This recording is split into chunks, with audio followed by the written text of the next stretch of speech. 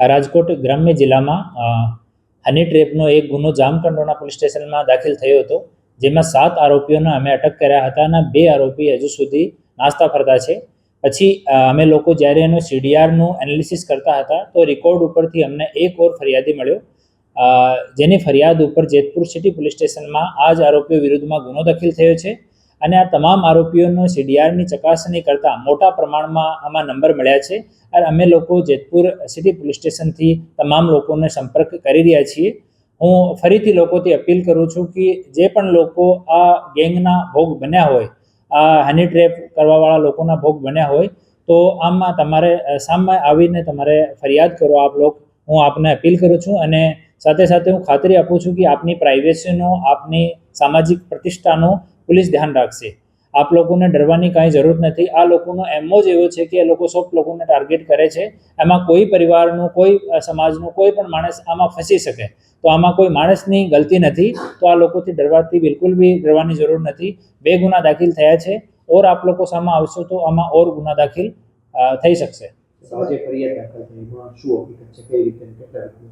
આમાં સેમ એમો છે કે એ લોકો મેસેજ કરે છે સોશિયલ મીડિયા ઉપરથી. એ લોકો કોઈ પ્રતિષ્ઠાનનું એડવર્ટાઇઝમેન્ટ કરતો હોય તો ત્યાંથી એ લોકો નંબર લે છે.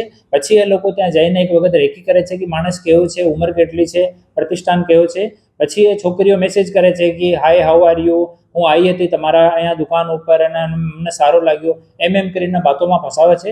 પછી એ લોકો મળવા માટે બોલાવે છે કે હું અમારી ફૂઈના ઘરે જાઉં છું, હું અમારા મામાને ઘરે જાઉં છું અને આ બાજુથી હું રોડથી ગુજરું છું, તમે અમને ડ્રોપ કરી શકશો, એવી વાતો કરીને એ જો ભોગ બનનાર છે એને ટ્રેપ કરે છે. પછી જ્યારે ભોગ બનનાર આવી જાય તો આ ગેંગની જો મેમ્બર છે લેડી, આ શામાંથી ઇનિશિએટ કરે છે કે માણસનો હાથ પકડવો અને માણસ સાથે ઇન્ટિમેસી કરવો, એ શામાંથી ઇનિશિએટ કરે લોકો.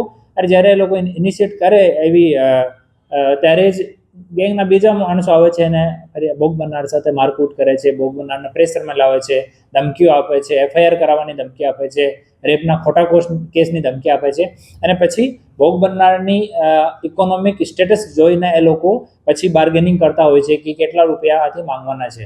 અને જ્યારે કોઈ કનેક્ટેડ માણસ હોય, પ્રતિષ્ઠિત માણસ હોય, કે કેવો પોલીસનો માણસ હોય, વકીલનો માણસ હોય, કોઈ પોલિટિકલ ફેમિલીનો માણસ હોય, તો એવા માણસ હોય તો એ લોકો જવા દે છે. બાકી આમ આદમી અને એવો છે કે જો માણસ સામાજિક પ્રતિષ્ઠાથી ડરે છે, આ માણસને એ લોકો વધારે ટાર્ગેટ કરે છે.